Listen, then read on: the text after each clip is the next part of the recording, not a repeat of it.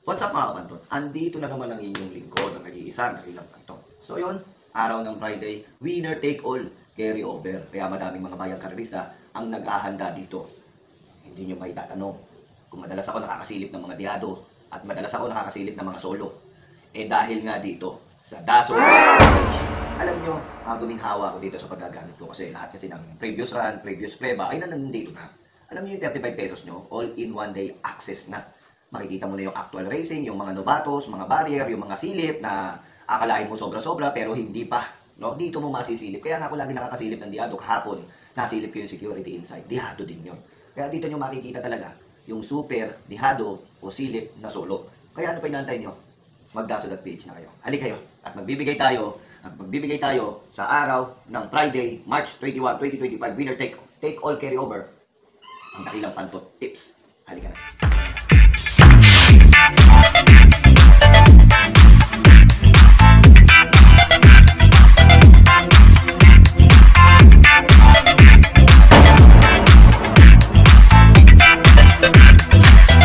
I love it! Mapapadali na naman ang buhay natin dahil nandito sa apps ay napakaganda. Andito na rin ang mga previous run, andito na rin yung mga previous prueba at mga actual na takbuhan. Hindi mo na kailangan maghanap pa o mag-search pa sa tinatawag na YouTube para hanapin yung mga kabayo. Lahat nandito na, bayang karerista.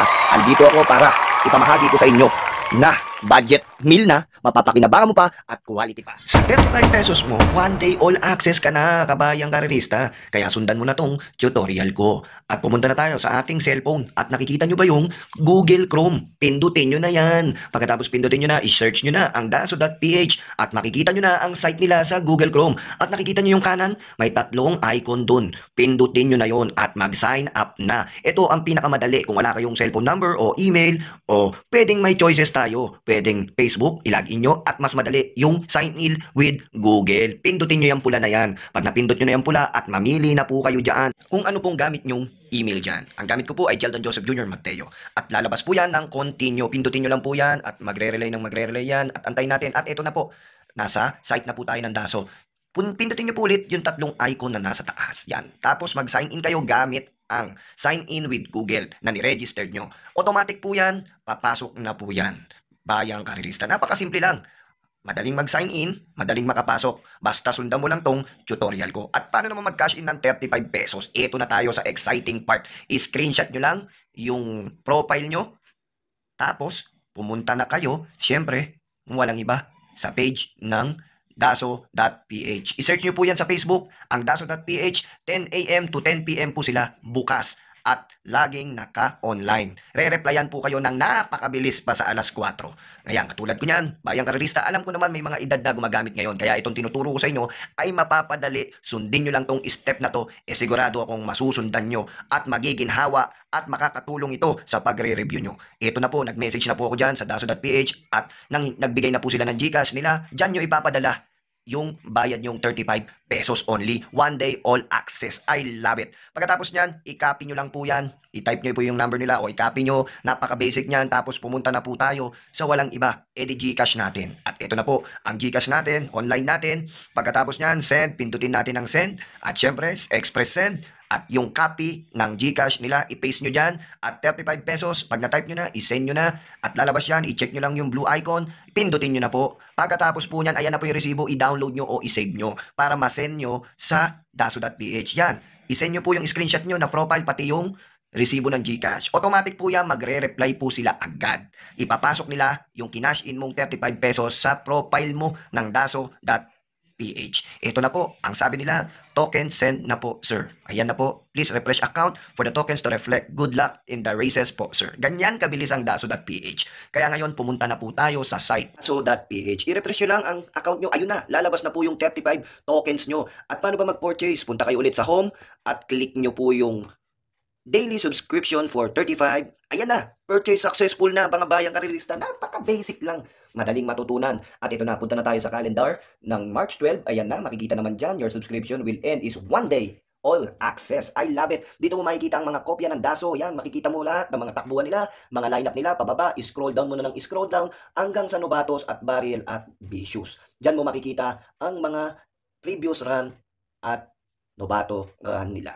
At ito pang pinakamaganda dito, makikita mo dito yung mga mga actual race nila. Kung kailan ba sila tumakbo, o kung kailan ba sila nag-off si kabayo, o kung kailan ba sila magandang tinakbo. Kaya kumpleto to mga boss, lahat ng panalo dito 2020 to 2025 nakalag dito. Kaya napakagandang gamitin to. Tamang-tama ito sa lahat ng bayang karerista at sa lahat ng mga nagre-review para sa inyo to. 35 pesos lang one day daily. All access kayo. Sana nakatulong tong tutorial ko, mga bayang.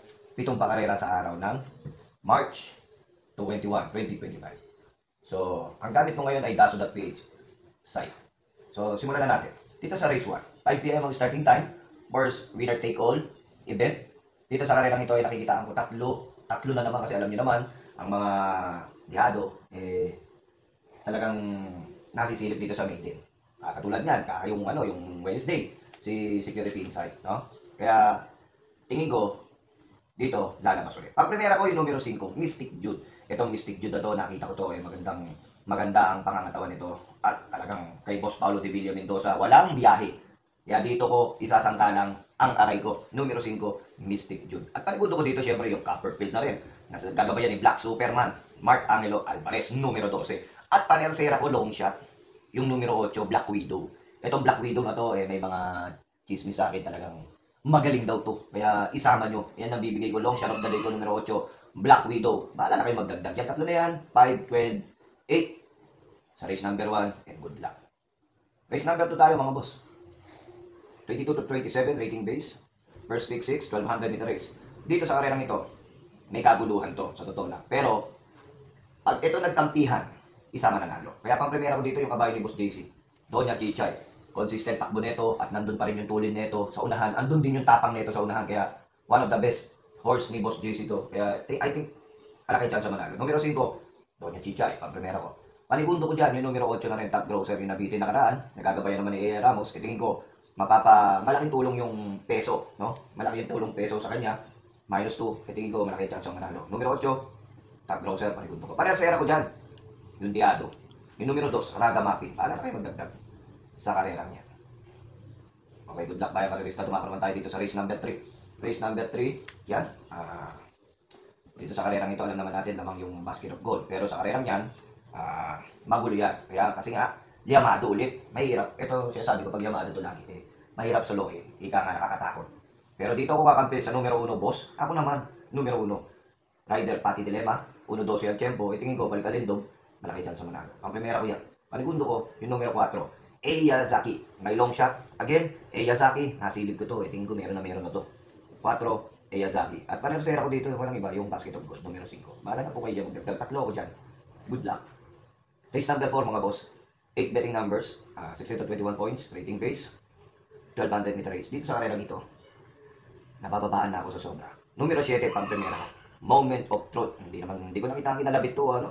Siguro dito natin makikita ang tunay na laban na ito ni Moment of Truth. Numero 7, pang primera ko.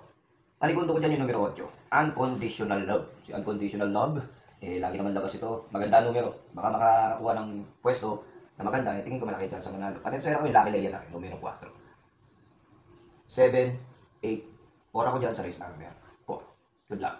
At dumako naman po tayo dito sa race number 5. Race number 5, 1400 meter race. 10 betting numbers. Itong karera na ito, magulo to. Sobrang gulo nito. Hindi natin alam kung sino yung bida o ano dito. Sobrang gulo nito. Kaya tingin ko kukuha ko ng tatlo. Ang primera ko dito, yung numero 2. Winning shot. Yan, dihado yan. At may 1.28 yan. At kinakalabit lang yung kabayo na yan. Pag ginusto, pwedeng manalo. Kaya dyan ako kakampi. Numero 2, winning shot. At panigundo ko dito yung numero 7, 7 of Diamonds. Nagagabayan naman ni Kelvin Betty Abobo.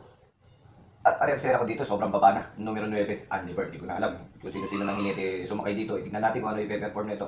Unli Bird. Kasi yung connection yan, tingin ko, nagpapabuenas pa. Kaya good luck sa panakbo na yan. Unli Bird, numero 9. 2, 7, 9 ako sa race number 5. Penultimate race mga boss, dito sa karerang ito, race 6, 1400 meter race. Dito, sa karerang ito, medyo may kaguluhan pa rin ito. Depende, kasi non-placer to, depende na lang to sa ginagalawan o sa mapagbibigyan. Pero dito ako, ang primera ko numero 3, Lady of Peace. Yan naman yung nakikita ko dyan, meron talaga dito sa karerang ito. Kaya tingin ko malaki chance manalo. Panigundo ko yung numero 4 na rin, is Sky Plus. Siya na rin nakikita ko dyan, mababa sa grupo na yan. At panersera ko dito, walang iba. Yung numero 9 na rin, Apollo. Yan, good luck. Diba, na kayo magdagdag.